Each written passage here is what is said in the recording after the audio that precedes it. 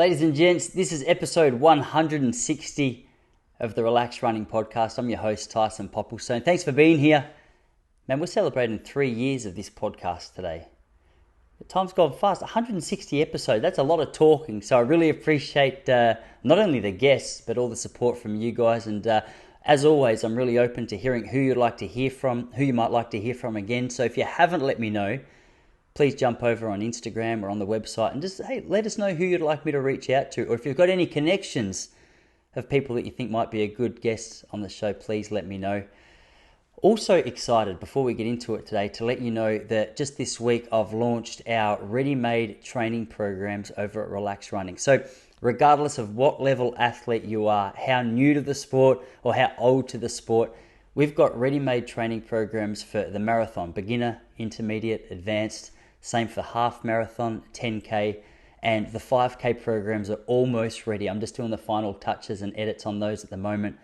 But by mid next week, they should be on the website as well. More than that, I'm about to put together some free training programs just for general maintenance. So if you want to get a little bit of a feel for how I structure the training over here at Relaxed Running, keep your eye out for those. Go to relaxedrunning.com, hit the coaching tab, and you'll see the ready-made training programs. If you're after something a little more specific, I'm also doing custom training programs where you and I can sit down together, pick out a race, and really come up with a plan that suits not just your fitness level, but your competitive desires as well. So it's just a little bit of a guider for you. Is that a word? A little bit of a guider? A little bit of guidance for you as you prepare to perform over the event that you've got your eyes set on. So relaxedrunning.com, hit the coaching tab, and there's a few programs there you can either purchase or just get a bit of a feel for the maintenance ones when they're up. I'm guessing that'll be towards the end of next week.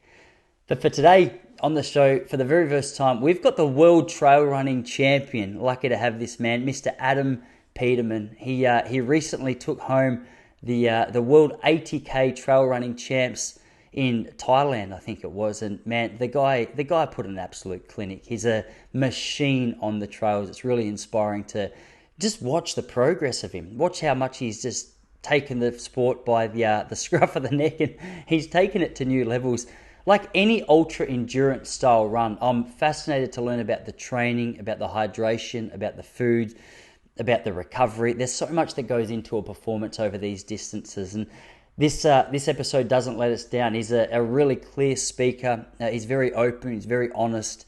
And he's got a real gentle nature about him, which made him super easy to talk to. I thoroughly enjoyed this conversation with him. If you're a mountain runner, if you're a trail runner, especially, you're going to love it. It's just an absolute goldmine of information. So I was having a blast with him. So I hope you enjoy it as much as I enjoyed having the conversation with him. For now, I'm going to get out of your way. Remember, if you want to have a look at those programs, relaxedrunning.com, hit the coaching tab. You'll see them all there. For now, welcome to the show for the very first time, the world trail running champion, Mr. Adam Peterman. Man, I've been cheering for you the last few months. It's been fun getting to watch your progress and getting to watch or learn a little bit more about your antics in the world of mountain running and trail running. But dude, it's good to have you here. And I was also saying, just before I hit record, I was asking you about your college life and whether or not it's sort of rich and deep. And I thought that could be a good launch pad for us, because in some roundabout way, it'd be a nice entry into the story of your distance running story. Yeah, well, first, thanks for having me on. Yeah, super cool to be on a podcast in Australia, and yeah, it's been nice getting to chat with you and get to know you. Um, but yeah, so I ran in college I ran at University of Colorado, which is in Boulder, but it's considered like one of the like I guess it's one of the faster schools for cross country and track in the country. Like my freshman and sophomore year, we were national champions in cross country. So it was really fun to be a part of. But it was also really tough too. We trained pretty hard at Colorado, and yeah, there were definitely times where it was awesome, running with the guys and having a lot of success. But yeah, I definitely had quite a few injuries at the end of my career there. Like the last 2 years, just had pesky Achilles tendonitis. But overall, it was like super cool to be running Division 1 in college, and something like you can't really replicate. once college is over, you can't really replicate running cross country with all your friends and all the guys. So yeah, definitely a time I look back on pretty fondly.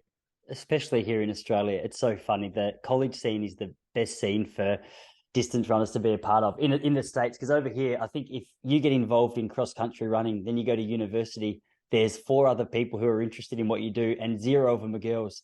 So it's Yeah. like some real humble pie taking a sport like that into an Australian university. But Colorado, man, that's a cool place to kickstart the college life, because I know a lot of Aussies have gone over there and training in Boulder at the moment. I don't know what the altitude is, but in terms of being serious about your distance running, it's a pretty nice place to find yourself, isn't it? Oh yeah, yeah. Boulder was a great place to train. I mean, it's kind of a unique spot. It's like right where the plains meet the mountains. And so yeah, like town is actually quite flat and you can run on all these dirt roads. Great training all year. It's like really sunny. But then if you want to run up at altitude, like you can gain like 1,000 meters just in a short little drive and train at 7 or 8 thousand feet.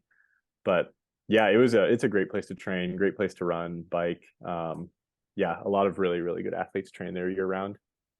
Are you from Colorado originally? No, I'm from Montana. Yeah, so I grew up in Montana, went to school in Boulder for those 5 years, and then I actually moved back to my hometown right after graduation, and I've lived there ever since. Yeah, okay. How does Montana work when it comes to the running scene? It's one place I haven't been in the States. Actually, I say it's one place I haven't been in the States. There's so many places I haven't been in the States, but that's on the Oh list yeah, of there the yeah. There's a lot of places I haven't been here either. It's such a big country. Um, no, Montana's great. Where I live in Missoula, it's we have a pretty good we have winter from like December through February through March maybe. Um, but for like year round running, those winter months are tough. But man, it's great trail running. Like right from town, we have all sorts of trails, all sorts of different routes you can run. Like I live pretty central in my city, and I probably don't have to run much more than a mile to get onto like all sorts of different trails. So no, it's great. And then in the summer, it's just awesome. You can run up high, you can get to these alpine lakes, do a lot of different peaks. And then in the winter, I just do a lot of skiing. So it's been great for me. Yeah, it's awesome. I was having a look at your Instagram account earlier, and it looks as though there might not be as much trail running happening as much as the cross country skiing right now. It looks beautiful. Oh yeah, winter came kind of early. Like usually I'd say we have snow on the ground sometime in December, but yeah, I feel like it was about a month early this year because uh, I was in Thailand for the World Championships in November, and I got back yeah like mid-November, and when I came back, it was like 0 degrees outside and just so cold. And especially, I got kind of used to the nice tropical environment of Thailand. It was definitely a shock to the system for a few days. How long were you in Thailand for? I was there for like 2 weeks. Yeah, it was a super fun trip. Man, that's a pretty quick turnaround, because I was watching a couple of your pre-race interviews. For anyone listening who might not know, we're talking about the World Mountain Running Championships, or is it World Trail Running Championships? I always get those two titles interwebbed. Oh yeah, it's both now. And so yeah, there were two championships in the past. There were the World Mountain Running Championships and the World Trail Running Championships. But now it's the World Mountain and Trail Running Championships. So they consolidated, they made it be like four different events, and it's all governed by World Athletics. So it's a little more official. But honestly, I didn't know either. I It's learned such a that like relief. after the race. Yeah. So I misspoke, I think, in one of the either interviews or talking to someone, and they corrected me. So yeah, I didn't know either. Oh, that makes me feel so much better. As I started asking the question, I thought, hang on a second, I should have clarified this before we got started. But I knew I was a little bit close to the money. But yeah, 2 weeks over there, and what? So how did you sort of plan that around your race? Did you get there a week and a half early? Because it's a long way to travel, isn't it? And it's always hard when you're trying to understand the schedule of a race, and also understand like the circadian rhythm of your body to try and get some Yeah. sleep and recovery and actually feel good getting out there to the start of the race. Yeah, yeah, for sure. I got there, let's see. Yeah, I got there on a Monday and raced on a Saturday. So I had about almost a week. And I thought that was pretty good. Like I I think we were saying earlier, but I've always found like when I go I've gone to Asia once before. A few years ago, we went to Singapore for a family vacation. But I wasn't really jet lagged going over there, but I was much more jet lagged coming back to the US. So, uh, yeah, I found going to Thailand. Yeah, I guess like 5 days before it was totally fine. Like felt kind of jet lagged for yeah a couple days, I guess, and then it was all good. Um, the main difference was just the climate. Like Thailand's really humid and warm, and Montana in November like is not. So I did plenty of heat training in Montana, and I think that helped a lot. But yeah, definitely just had to get used to that humidity. Yeah. What were you doing for the heat training in Montana? Because even then it would have been starting to cool down a little bit, was it? Was it about 2 months ago now, a month and a half ago that you raced in Thailand? Yeah, it was yeah, I think it like 4 weeks ago. Yeah. That's it. Yeah, okay. So it was already starting to Yeah. cool down a little bit where you were. How were you getting the heat training done in Montana? Yeah, I tried to do I guess I did 2 weeks of heat training. And I was pretty lucky because the first week in Montana it wasn't too cold yet. It was probably like 60 degrees Fahrenheit or maybe 65. And so that first week I would just run and wear I wore like all my clothes. And so I'd be running when it was somewhat warm out and I'd wear like tights and sweats. And then on top I'd wear like a down jacket and like a hunting cap and like gardening gloves. So I'd run around in like that whole outfit. Uh, and honestly, that worked pretty well. You'd get pretty dang hot by the end of that all. Um, you're like super thirsty and your pulse is really high. So I actually thought that worked pretty well. And then the second week of heat training, Montana got way colder. Like the high was maybe like 40 degrees Fahrenheit during the day. And so those days I stopped heat training because it wasn't working with the clothes. And instead I was going into a steam room at my gym. And so I would just try to go in the steam room for like I think I could do like 15 minutes at a pop before I felt like I was gonna pass out, and then I'd get out and do it again. So I would just try to like get some sort of heat exposure every day, and that seemed to work pretty well. Yeah. And what kind of temperature was the steam room that you were training in? Gosh, I don't know. I've gone to a sauna at my friend's house and that one gets really hot. That'll be like 180 degrees, and that's a dry sauna. But the steam room, I don't think it's as hot. It didn't have a thermometer, but I would just stay in there until my heart rate got to like 140, 130 or something like that, and then stay in there as long as I could, and then get out. Yeah, it's funny how technology allows us to do things like that. There's a Australian marathon runner, one of our best marathon runners, Steve Moneghetti, from back in sort of the early 90s or mid 90s. He was probably at his prime. And he has this story in his book, I'm sure it's him, where he was training to go to a Commonwealth Games race. And it was like a really hot climate as well. And he's from a place in Victoria, which is relatively cold, not known for its heat at all. So he set up his treadmill in the room where his like washer and dryer is, and he would just pump the dryer. And as it heated up, he would go in there and he would just sink his run with like the hot part of the dry circuit. So it's funny how creative people get when it comes Oh, to, geez. yeah, just trying to get their body acclimatized to whatever it is that they're going to do. It's funny though, like you say, the Yeah. just putting on the whole outfit, it's seemed to work. But there's not really a heap more you can do, is there? Like if the sun's not shining, you got to make yourself hot somewhere. Did you get to the point where did you ever have a garbage Yeah. bag with your head poking through it all, or you didn't get that serious? Oh gosh. Yeah, I never did the garbage bag, but I was considering that because it is funny when you wear all those clothes like that. Um, at a certain point they just get wet with all your sweat and then they're not especially hot. Um, but yeah, I didn't do the garbage bag. I found it was sufficient at least for doing like a 90-minute run to wear all those clothes because Mm. man, I mean, I remember I did a run that was like 8 miles, and it was like one of the runs where I felt especially hot because I was wearing all my clothes, and it was like that day in Montana where it was not that cold out still. And I remember I was going like not very fast, like maybe 8-minute miles, and at mile 7 I felt like really really bad, and I stopped and just checked my heart rate to see what it was, and it was like almost 200, and I was doing like an easy run. So I was definitely like getting the effect. Yeah, it's kind of crazy. But heat training's funny. Like I've only done two. I guess I've only done two races in the heat, so I've only had to heat train twice. But there's like so much science out about it, and it's kind of contradictory. Like, um, some people say that sauna and steam room like is the route to go, and then some people say that like that doesn't really work very well, and you should try to like run in a hot environment or wear all your clothes and go running. So I've found like doing a combination of both has worked well, but yeah, it is funny how much differing science there is about it.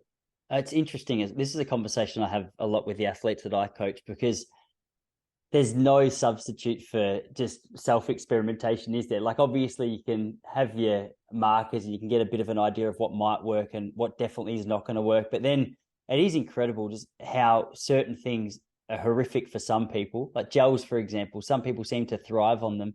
And then the flip side of that is there's Yeah. some people who, no matter how many times they go out and they practice running with gels, they just can't seem to get it sit right in their stomach and they feel yuck. And like, I mean, there's endless science out there telling you about how great they are. But I'm sure, just like you say, the flip side of that is there'd be another scientist out there going, no, actually, the latest research says you got to just stick with orange juice and bicarb soda or whatever it is. It's how do you Yeah. navigate that Yeah. world? Because Yeah. it's kind of frustrating, especially when you're trying to figure out how you're going to get the most out of yourself in these relatively unique situations with the heat in this instance. Oh, for sure. And like I met with a researcher at the university in my town, at University of Montana.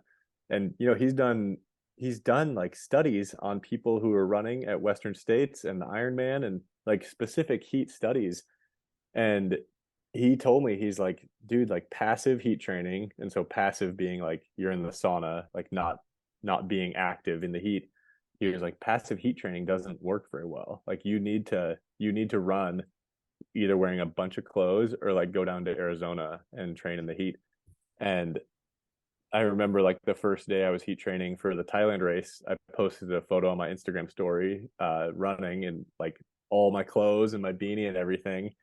And someone replied and they were like, no, dude, that's so wrong. Like you're gonna ruin all your training. Like that's not how it works. And I was like, God, like what? Because he was reading scientific literature as well. And I'm like, man, which guy's correct here? It's just kind of funny. Oh man, but in the end, it seemed to work quite well. Like, is that something that if you were racing in heat again, you would just adopt that same strategy? I mean, you can't leave a race where you've just beaten the best in the world and go, nah, it wasn't the most ideal setup. So it's funny when you have these people in the research book, and no disrespect to the Yeah, mate at yeah, the local college, but it is funny when you have people who are doing all the studies and all the research, and then you got a bloke like yourself who goes, all right, but what I'm going to do is going to go out and just try and make this work. And I mean, it seemed to work better than what yeah. everyone else was doing on the particular day. So, like, how do you balance that in your mind at the end of a race like that, or a training block like that? To be more specific, I guess you should say. Yeah. It's good. Yeah, I think it gives me confidence now, like, because I did a heat training block for Western States and I did a heat training block for Thailand. So I think I'm starting to hone in like what my heat training should look like. And so that's good. Like now that I have the confidence to see that, I guess like my little heat training idea that I came up with this researcher, it actually worked. So, uh, but yeah, there's definitely some things I would like tweak. Like, before Western States, I lived in Arizona for a week with my grandma. She lives in Phoenix. And, every day I ran outside when it was about 100 degrees. And I think that worked. But I just remember kind of showing up to the Western States start line after my heat training camp. And I was like totally smoked. Like the race went great. Western States was awesome. But I just kind of feel like if I'm going to do a heat training camp again, I probably wouldn't do every single day in the heat. Like I think that was just too much, too exhausting. So yeah, it's been good to like have these experiences and learn from them because yeah, I think hopefully it just helps in the future. And think with hydration, how did you navigate that? Are you carrying gels, or have you got water and things set up along the path? Or because when you're dealing with the distances and the hours on your feet that you're running, obviously hydration is a big factor. But it's tricky sometimes unless you've got someone on a bike next to you dropping jinks Hmm. or gels off into your lap. Yeah, yeah, hydration super important. And like I've kind of found that like when I'm running with my friends here in Montana, I tend to drink a lot more than they do even. I think like I'm kind of a taller guy and I've kind of started to realize that I drink just like, I don't know, like 25% more than they might even on a run. Um, so yeah, like during Western States and Thailand, I tried to carry like I would carry a liter and a half of water on me. Um, and my calories it'd be a mix of things. Like I do have calories in the bottles, but I also carry gels and like fruit snacks just in case. And I've actually found like during these hotter races, a lot of times at the beginning of the race, I can take the calories in the bottles, but after a certain point, like that starts to become really hard to stomach, and I've had to switch to gels or gummies. But that's just me. Like, yeah, I think it just depends on the day. Like you said earlier, like nutrition is so personal.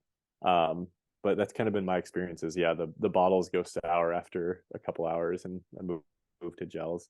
Yeah. When you say the calories in the bottles, what are you actually drinking to get the calories there?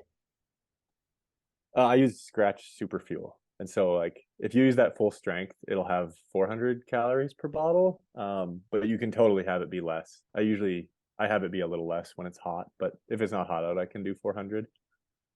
Yeah, awesome, man. No, that's good. That's good. I can just hear the ultra runners because this is something that ultra runners nerd out about. So many questions after any runner who's run more than sort of 50 or 60K comes on this podcast. They're like, oh, we need more about their hydration plan. I'm like, I'm so sorry. I was a 1500-meter Oh runner. I yeah. didn't think to ask. Yeah.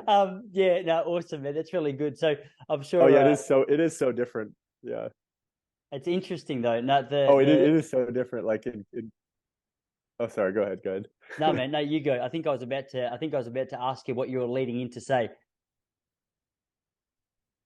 Oh, just it's funny that yeah, going from running like in college, we were running the 1500 or the steeple, uh, and we'd go for a long run, maybe 16 miles, 18 miles, and you don't eat anything, and then you move to ultras, and like eating is such an important thing.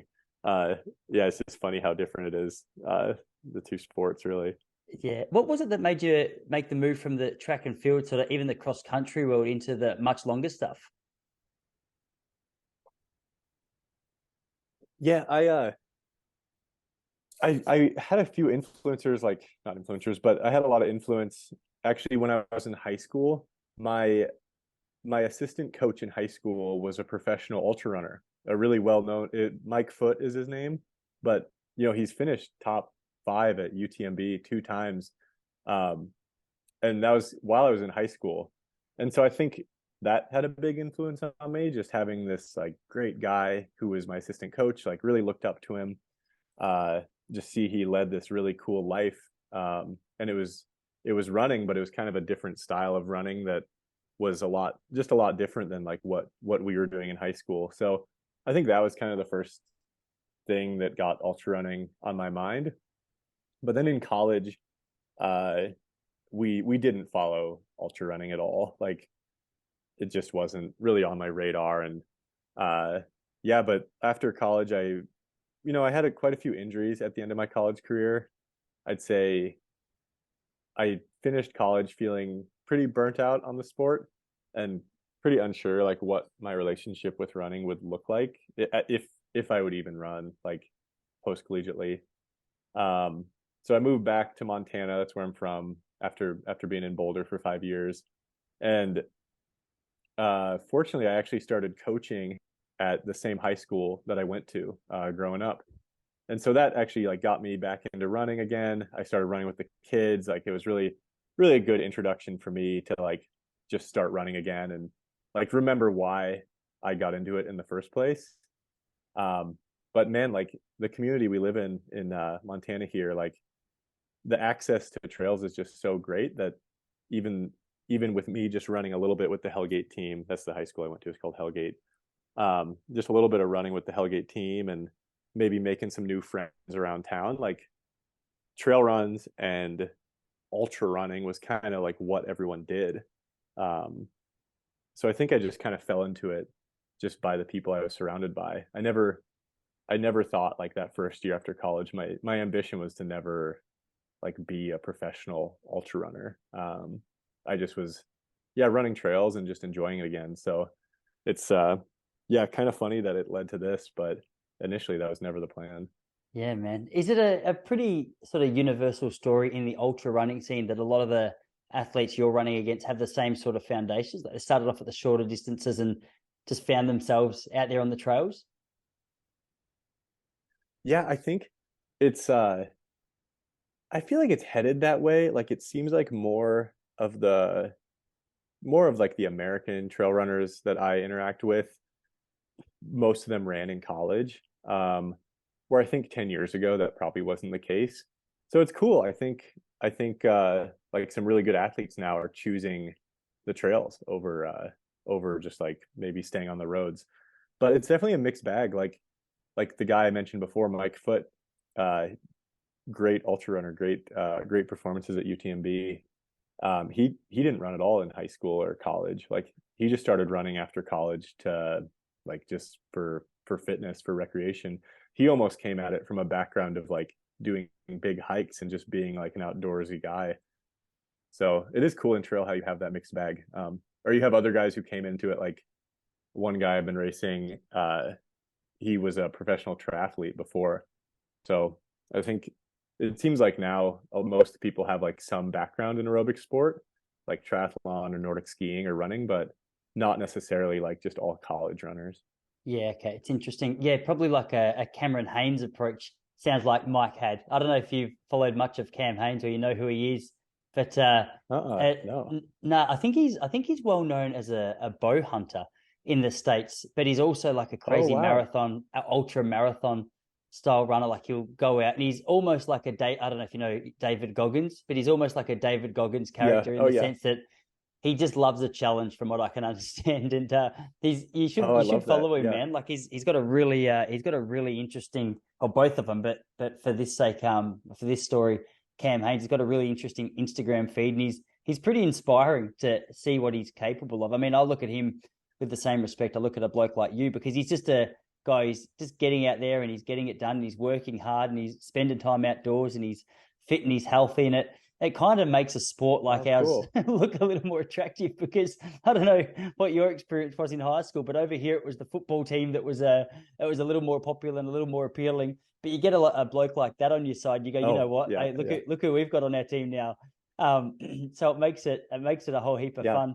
But in terms of training, going from that cross country style, university style athlete that we've just been talking about, obviously things start to mix up a little bit when you get into the ultra world. Like, are there some big differences between your training now and what you were doing sort of in the earlier days in your career?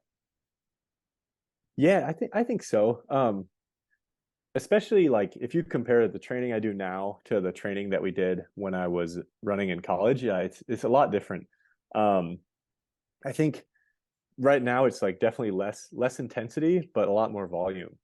And now I incorporate, way more climbing into the training, way more trails, and a lot more cross training as well.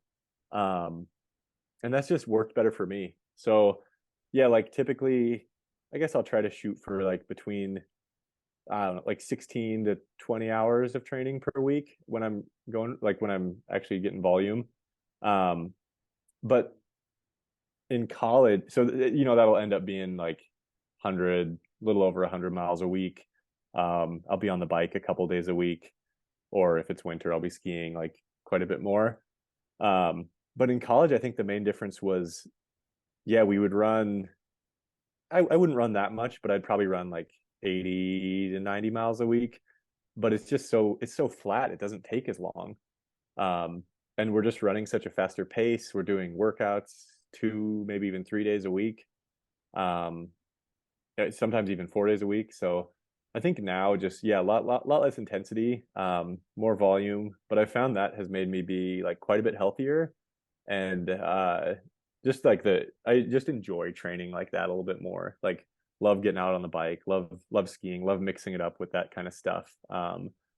Yeah, it's been good. It's helped me be a lot healthier.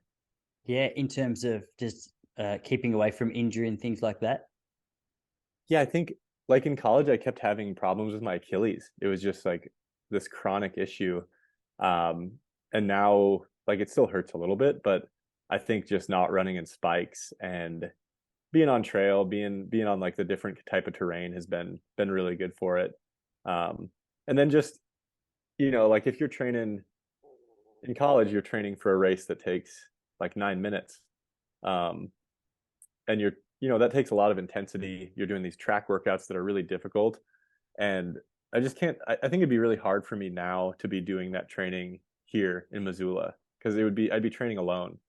Um, so like once you remove the team, like I way prefer the type of training I do now because you're getting out, you're running the trails, you're bagging peaks, you're doing all this fun stuff, and to me, it doesn't necessarily feel just like training. It's like every day is kind of a little adventure, which that's just awesome.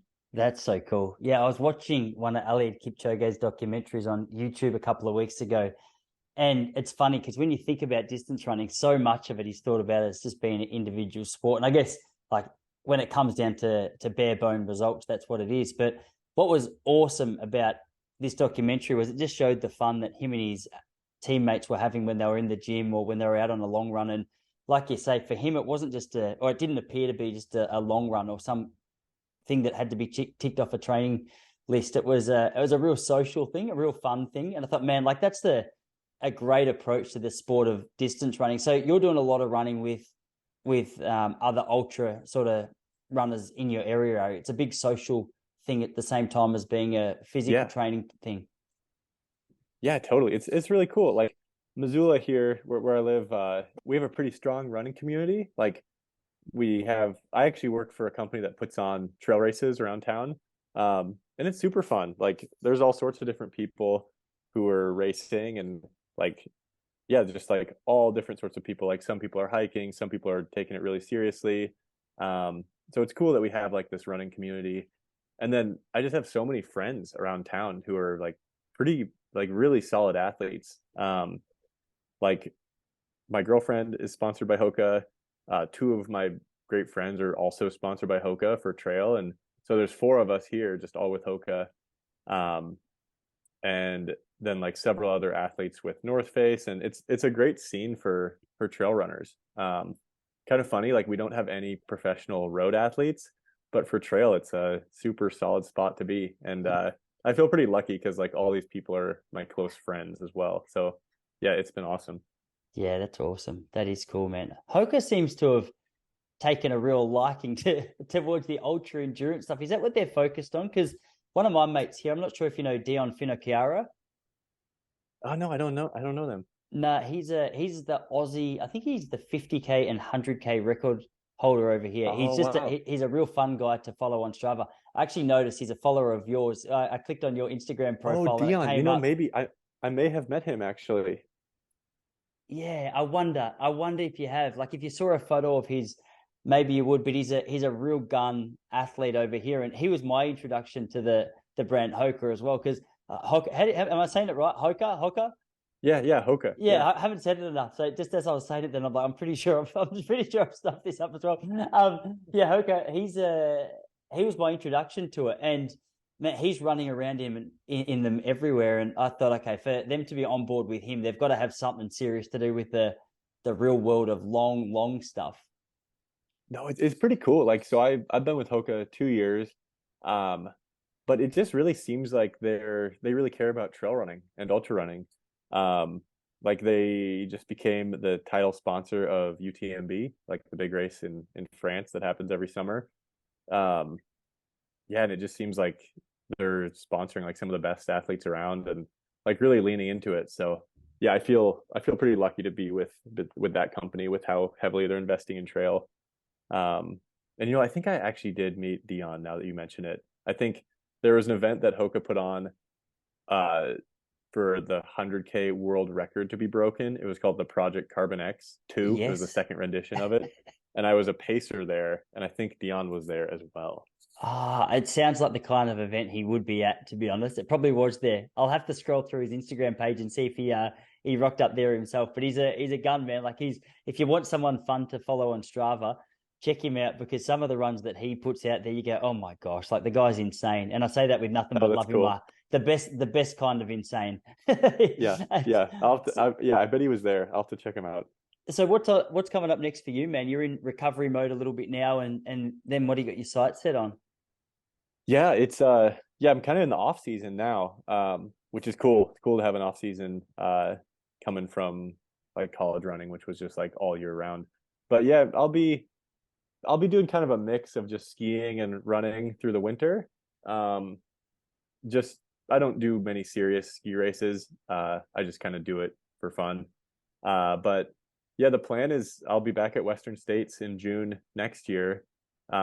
So looking to try to defend my title and just try to run a fast time there. So that's my goal in June, and then my hope is I can turn around and actually run one of the races at UTMB. So whether that would be OCC or CCC. So yeah, that's the plan for the summer, and then I'll probably do one or two shorter races before Western States this spring. But I'm still trying to decide what those will look like. Yeah. What's a shorter race to you at the moment? Are we talking 10K or like a half marathon or even shorter It'd than probably be that? like a 50K, Yeah. I guess. Yeah, it's kind of funny because yeah, that's true. That isn't that much shorter, but I guess in comparison to Western States, it's a little shorter. Yeah. That how far's Western States, sorry? It's 100 miler. 100 miler. Yeah, man. That's unreal. That's Yeah, unreal. I got a friend I was yeah. talking to when I was in Oregon. I'd love to know what it is. You guys seem to put on a good show when it comes to the ultra stuff. There seems to be a lot of sort of 100 milers that you can have access to if you want them over in the States. But even what's that one that's, I want to say it's 300 miles and it goes across the desert or it goes across some, is there like a famous 300 miler over there? Or am I just making, Oh, yeah. Well, there's gosh, the I think the longest race I know of is that Moab 240. sorry, Moab Um, 240 is exactly that's a the big one that one. I'm talking about. Yeah. That's the one. Yeah, Yeah. well, David Goggins did that. He ran it a couple of years ago. Of course he did. Yeah, of course. Have you ever looked at doing that? Oh no, I feel like right now the longest I want to go is 100 milers. I guess like UTMB is 106 miles, so I'd like to do UTMB in the next couple of years probably. But yeah, even running Western States seems a little psychotic to me, but uh yeah, 100 miles is as far as I'd like to go right now. I still like running fast, even though my fast isn't as fast as it used to be. No, awesome, man. That's good. Well, dude, it's really good to finally get a chance to sit down with you and pick your brain a little bit about the training and the ins and outs of what you're doing. And you've got yourself a new fan from over in Australia, so I'll be cheering for you, watching your progress. So good luck, man. Enjoy the next couple of weeks or whatever you got of downtime. And yeah, hope you stay fit, strong, and healthy, and get back out there fitter and faster than ever. Hey, thanks so much. And hope you enjoy what it's almost summer there, right? Summer's coming along. We're getting real close. I've got a long sleeve shirt on right now, and I'm regretting it because I'm sort of sitting next to a window, and that sun's starting to shine through, and I haven't seen it for a little while. So I'm hoping summer's coming. Yeah, well, thanks so much. Yeah, appreciate it. And yeah, enjoy the summer. That's just crazy to me because it's pretty freezing outside right now. Snow's blowing, so enjoy Oh, thank it. you, brother. I appreciate you coming on. I'll see you next time. Yep, thanks. All right. See you, everybody.